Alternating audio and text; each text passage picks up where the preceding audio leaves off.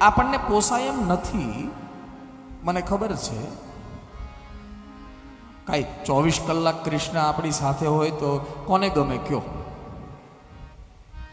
24 કલાક ભગવાન કૃષ્ણ આપણી સાથે રહે તો કોને ગમે? આંગળી ઊંચી કરો, લ્યો, કરો કરો. ન ગમે તો ન કરો. 24 કલાક સાથે જ રહે તમારી ભગવાન કૃષ્ણ તો કોને ગમે? પછી વોટ્સઅપ કેવી રીતે જોશો,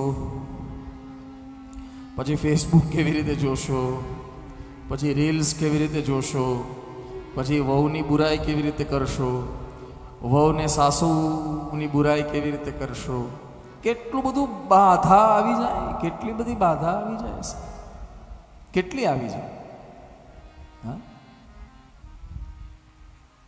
વાસુદેવે ભગવતી.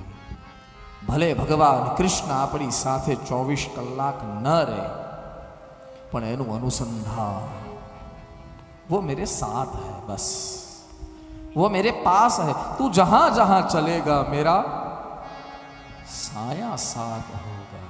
तू जहां जन्म भी लेगा मेरा साया साथ होगा. એનું અનુસંધાન બસ वो है मेरे साथ में. અને સાહેબ આ રાખવું પણ જોઈએ. વખતે પ્રત્યક્ષ ભગવાન કૃષ્ણ આપણી સાથે હોય, ન રહે, ભલે ન રહે, ભલે રહે, હું એની ચર્ચામાં નથી પડવા માંગતો, પણ એનો વિચાર નિત્ય હોવો જોઈએ કે પરમાત્મા મારી સાથે છે. હું કૃષ્ણ બોલું એટલે તમે એમ નહીં માનતા ભગવાન કૃષ્ણની, તમે જેને માનો છો એની વાત કરું છું. હા, મારી વ્યાસપીઠ એટલી સંકુચિત નથી. તમે જેને માનો છો એ તમારી સાથે 24 કલાક છે, આવું માનતા થઈ જાઓ સાહેબ. કર્મ બહુ સાચવીને થતા થઈ જશે. હા, વિચારો બહુ બહુ બહુ પવિત્ર થવા લાગશે. કેમ? બોલે પરમાત્મા મારી સાથે. આપણે કોઈ મોલમાં જઈએ અને મોલમાં લખ્યું હોય ને, you are under surveillance, CCTV લખ્યું હોય ને, હા, અને જેવો એ ભાઈ બોર્ડ વાંચી જાય એટલે કેમ એટેન્શનમાં આવી જાય કે આપણને, તમને કોઈ જોઈ રહ્યું છે. હા, તમને કોઈ જોઈ રહ્યું છે. હા, બસ એવી જ રીતે જ્યારે મોલમાં જાઓ કે ક્યાંય જ્યાં પણ જાઓ ત્યારે લખ્યું હોય ને તમને કોઈ જોઈ રહ્યું છે, બસ એ જ રીતે જીવનમાં પણ આજ રાખો, તમને કોઈ જોઈ રહ્યું છે. બહુ જરૂરી છે, બહુ જરૂરી છે. આપણા કર્મ લખે કોણ? આપણા કર્મ કોણ લખે? ચિત્રગુપ્ત. બરાબર ને દિનેશભાઈ? ચિત્રગુપ્ત. ચિત્રગુપ્ત એટલે ગુપ્તમાં ચિત્ર પાડ્યા કરે અને ભગવાનને મોકલ્યા કરે કે જો આ અહીંયા હતો, એણે આ વિચાર કર્યા, અહીંયા હતો, એણે આ કામ કર્યું, એ અહીંયા હતો, એણે આમ નિંદા કરી, એણે અહીંયા હતો, આ બધું, અને એ બધું પરમાત્મા સુધી પહોંચાડી દે, બધું જ.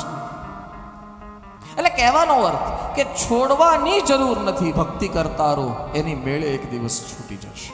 અને એની મેળે છૂટે ને એ જ યોગ્ય છે મારા વાલા. પરાણે છોડવા વાળો પાછો બીજું શું પકડી લે એનું કાંઈ નક્કી નહીં. હા, એક ભાઈ કહેતો હતો કે ભાઈ મેં બીડી છોડી દીધી. તું આપણે તો રાજી થઈ જઈએ, સારું થયું.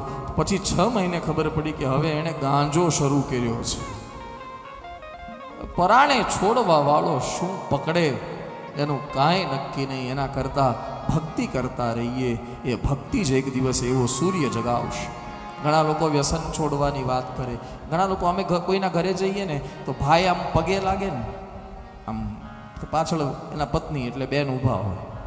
હા, જેવા માતાજી આમ આપણને પગે લાગે ને ભાઈ, એટલે પાછળથી બેન ઈશારો કરે,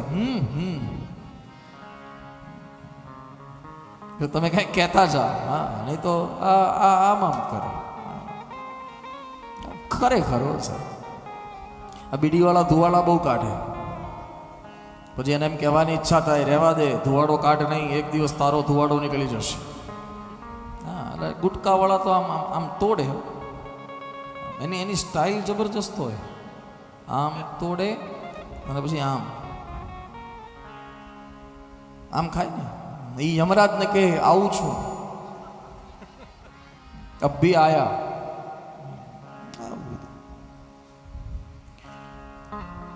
ભલે વ્યસન ન રાખવું જોઈએ, પણ કદાચ છૂટતું ન હોય, હા તો મારી વ્યાસપીઠ એટલું કહેશે, ન છૂટે કાંઈ નહીં, હરિનું નામ લેતા રહ્યો, હરિની ભક્તિ કરતા રહ્યો, એક દિવસ એવો આવશે તમારે વ્યસન છોડવું નહીં પડે, વ્યસન તમને છોડીને જતું રહેશે. યસ, બધું જે કંઈ પણ ભક્તિ કરતા રહો, ઈશ્વર સાથે પ્રેમ કરતા રહો, એની કથા સાથે પ્રેમ કરતા રહો.